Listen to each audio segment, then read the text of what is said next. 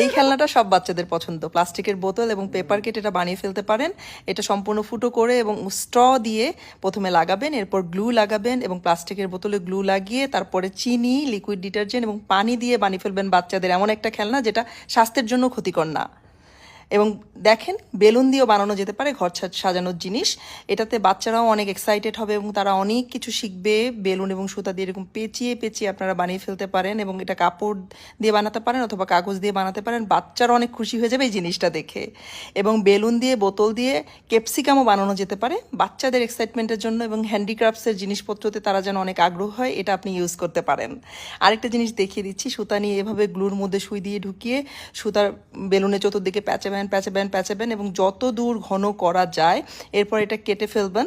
কেটে ফেলে তারপর একটা ফুটো বানাবেন, বেলুনটা বের করে ফেলতে হবে। জাস্ট শেপ করে কেটে সুতা পেঁচিয়ে ভিতরে যে কোনো লাইট দিয়ে বানিয়ে ফেলতে